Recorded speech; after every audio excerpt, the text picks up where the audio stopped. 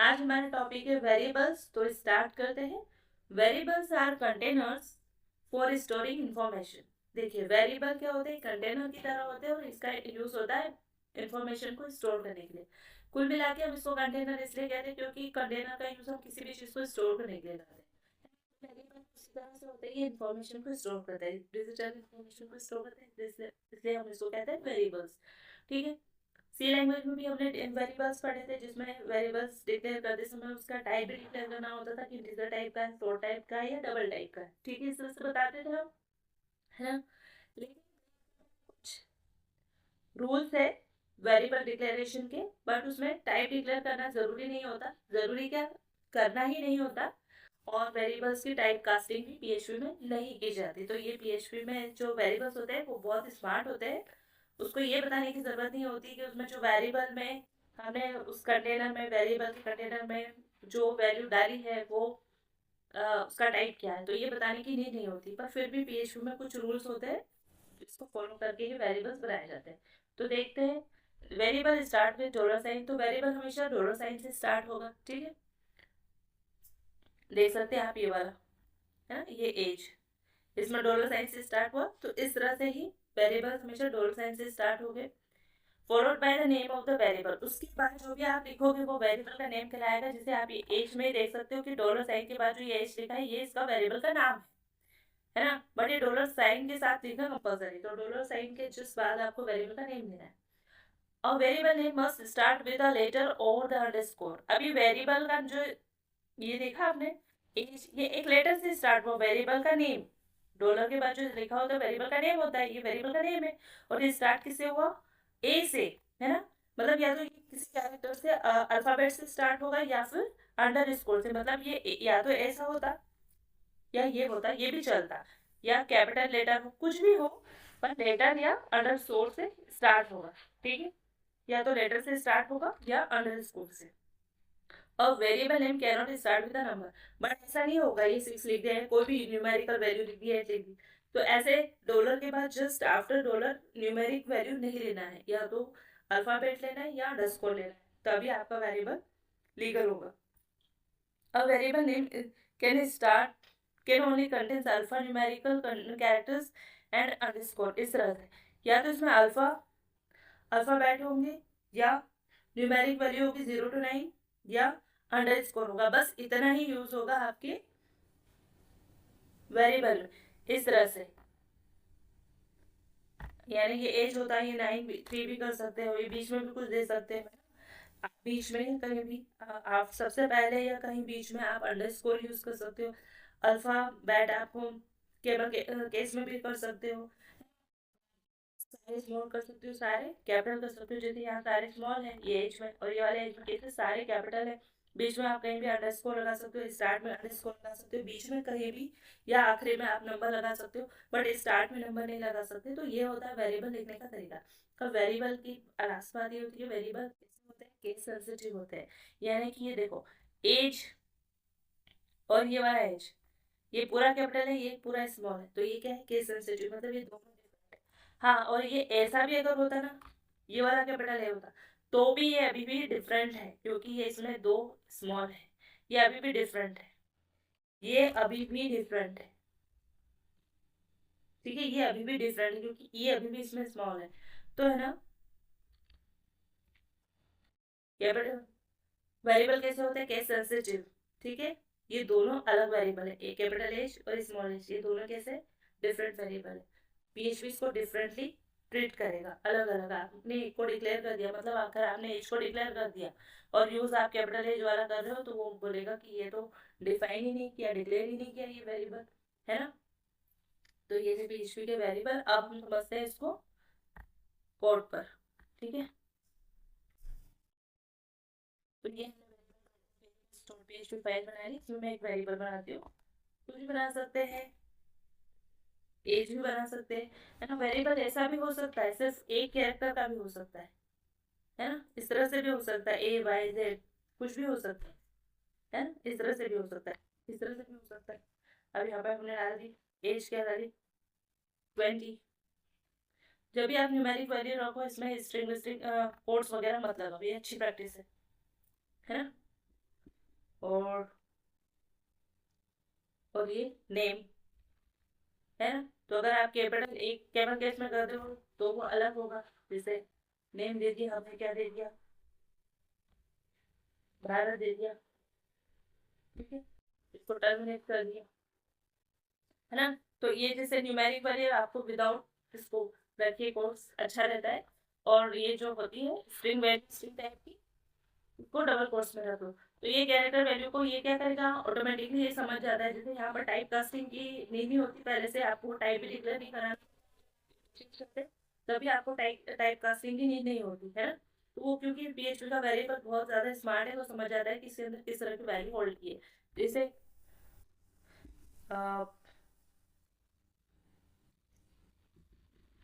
Dollar price दीजिए, dollar price दीजिए। अब प्राइस तो फ्लोट में भी हो सकती है, तो आप इसको इस तरह से दे दीजिए 12.5। तो अगर ये क्या होता नॉर्मल होता तो आप बताना पड़ता है, जैसे सी लैंग्वेज होती तो वहाँ आपको बताना पड़ता है कि ये फ्लोट है ना, फ्लोट टाइप का है, ये बताना पड़ता है। पर पीएचपी में बताने की जरूरत नहीं, वो समझ जाएगा कि फ्लोट है ना। तो आप इको भी डायरेक्टली करा सकते हैं, ये आपने इको करा दिया है ना, डॉलर, ये देखो कैपिटल जी कर दिया, ये कर दिया, ठीक है, यहाँ पर नहीं कर दी तो ये इस तरह से आप कॉन्केट कर सकते हैं। आपने नेम दिया और यहाँ पे लिख दिया, पर ये ई को आपने क्या किया, कैपिटल कर दिया। अब देखो ये एरर फेंकेगा आपको, क्योंकि ये बोलेगा कि डिक्लेयर नहीं किया है।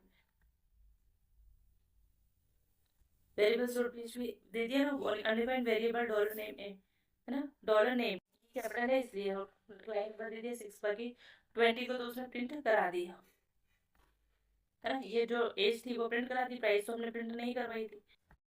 करते हैं ई, ठीक है ना। देखो आप इसको प्राइस वो कर दीजिए। तो जनरली आप क्या करना, जब भी आपको वेरिएबल्स डिक्लेयर करने के बाद राइट प्रैक्टिस होने की कॉपी पेस्ट करो। तो उसमें ना अगर हमने बाय चांस स्पेलिंग में मिस्टेक कर दी हो ना, तो भी वो कॉपी पेस्ट से वो एज इट इज आती है। तो वेरिएबल के नेम हमेशा कॉपी पेस्ट करना चाहिए, ये प्रैक्टिस होनी चाहिए। तो 20 आ गया, भारत आ गया, और 12.5 ये दे दिया। हमने ब्रेक नहीं लगाया इसलिए तो उसने डायरेक्ट प्रिंट किया। अच्छा हो तो यहाँ पे एक ब्रेक लगा दो।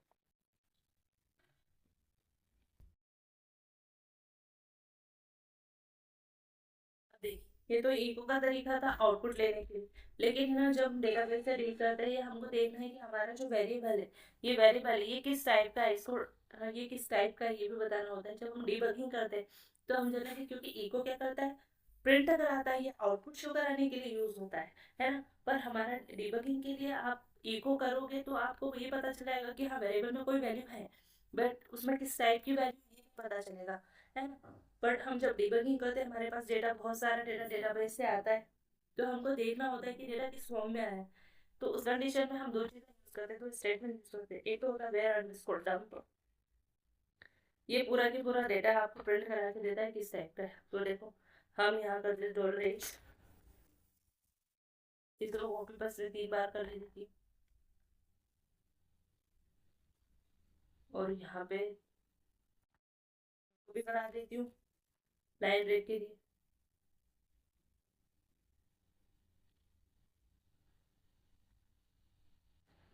सेमी कॉलन जरूर टर्मिनेट करना, नहीं तो सेमी कॉलन भी आपको एरर देगा, है ना। PHP में हर चीज़ आपको सेमीकोलन से ही टर्मिनेट, या आपको आप अपने यहाँ पे प्राइस कॉपी करके यहाँ पर प्राइस डाल दो, एज प्राइस, और उसके बाद डाल दो नेम।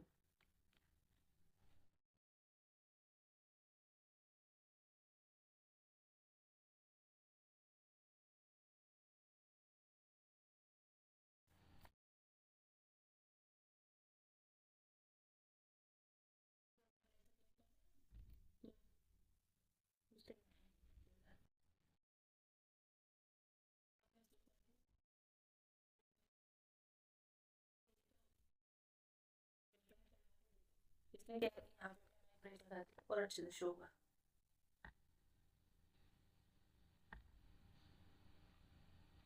डॉट ऑपरेटर का यूज कॉन्केटनेशन,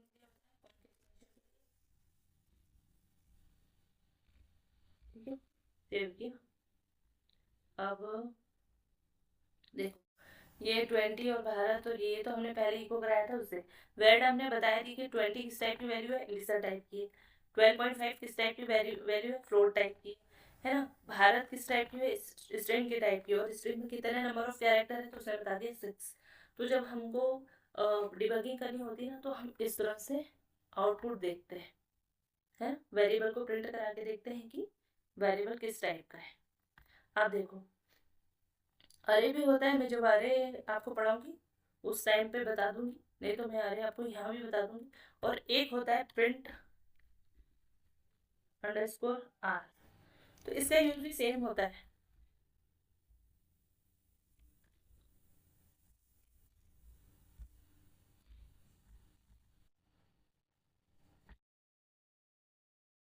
या तो आप वेल्डर की प्रैक्टिस कर लीजिए या प्रिंट की।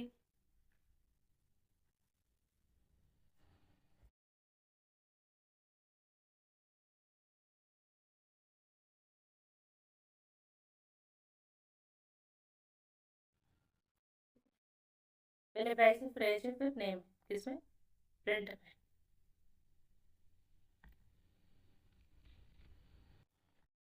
एक इसलिए लगा रहे हैं क्योंकि हर लाइन के बाद ये टर्मिनेट कर देगा, ठीक है। अब हमने इसको सेव। तो ये जो होता है प्रिंट अंडरस्कोर आर, ये भी आपको कैसा देता है, नॉर्मल तरीके से देता है। ये भी आपको ये नहीं बताता, ये प्रिंट अंडरस्कोर आर क्या करता है, ये आपको बताता है, वैल्यू प्रिंट करा देता है, लेकिन ये आपको वैसे उसका टाइप नहीं बताता है।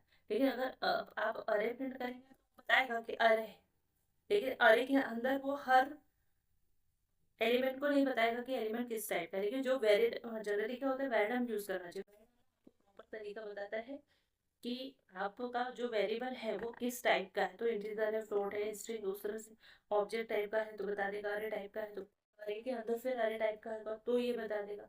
पर जो प्रिंट अंडरस्कोर आर होता है ना, वो नहीं बताता है, वो सिर्फ इतना बताता है। हाँ लेकिन अरे होता बताता कि ये अरे है,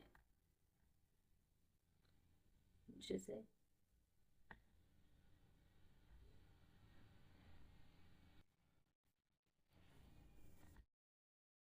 एक वेरिएबल मानते हैं ये आराम से। और अरे डिक्लेयर करने का तरीका PHP में इस तरह से होता है, जिसमें ये अरे डिक्लेयर कर दिया, ठीक है? आप इसको ट्रिपल कोट्स में भी रख सकते हो, नॉर्मल भी लिख सकते हो। जब हमारे पढ़ेंगे तो मैं पूरे अच्छे तरीके से आपको बताऊंगी, इसमें भी आपको क्या करना है, डॉलर नहीं लगाना है, ठीक है। जब हम पढ़ेंगे आरे के बारे में तब मैं इसमें बहुत सारी बातें बताऊंगी, क्योंकि आरे के बहुत सारे फंक्शंस होते हैं जो PHP में इनबिल्ट होता है और वही यूज हमको करना चाहिए। तो मैं आपको बता दूं कि अरे अरे जब प्रिंट कराते हैं तो प्रिंट है प्रिंट अंडरस्कोर आर और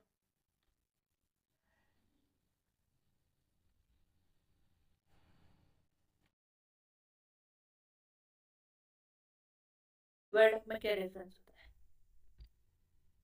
तो ये लिए मैंने वर्ड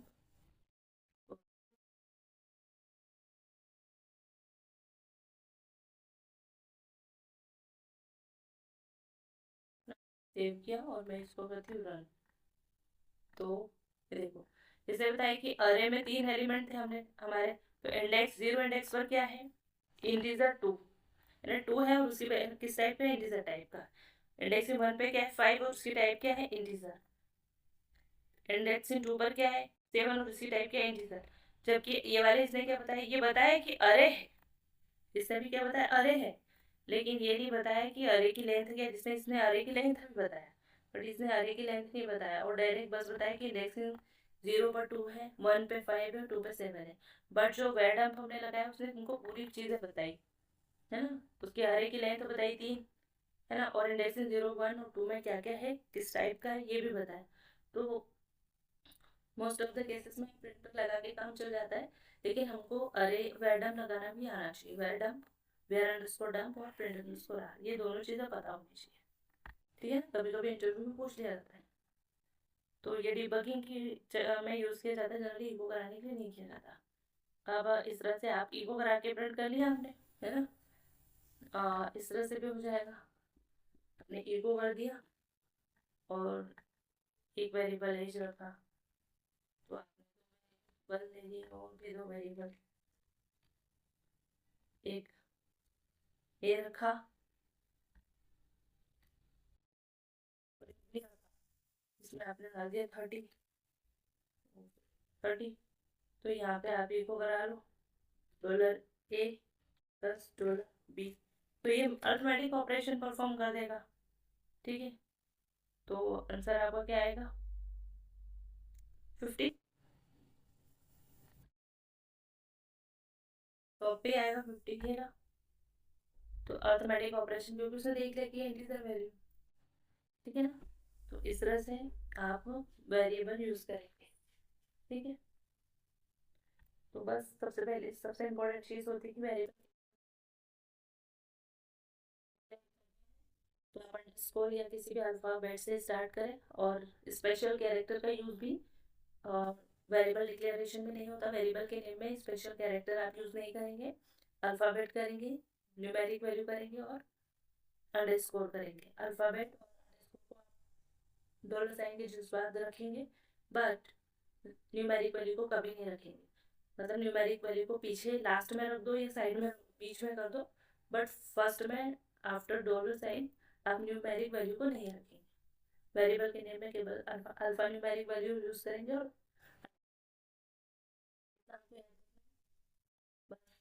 आपका वेरिएबल अच्छे से बन जाएगा। वैडम याद कीजिए, ई को तो हम आउटपुट लेने के लिए यूज करते हैं, ई को, और वेर अंडरस्कोर डंप और वेर प्रिंट अंडरस्कोर आर, ये दोनों चीज़ें आप डीबगिंग में यूज़ करेंगे, वहाँ पर आप वेरिएबल को प्रिंट कराने में यूज़ करेंगे, जिससे कि आपको पता चल जाता है कि आपका डेटा किस टाइप का आने वाला है, तो उस हिसाब से आप उसको अपने वेबसाइट पे शो कराते हैं। तो ये चीज़ थी आज के लेक्चर में। आई होप कि आपको ये लेक्चर अच्छा लगा होगा। मिलता है नेक्स्ट वीडियो में, जिसमें हम PHP का आगे कोई चैप्टर पढ़ेंगे, है ना। मिलता है नेक्स्ट वीडियो में, तब तक के लिए जय हिंद, जय भारत, थैंक यू।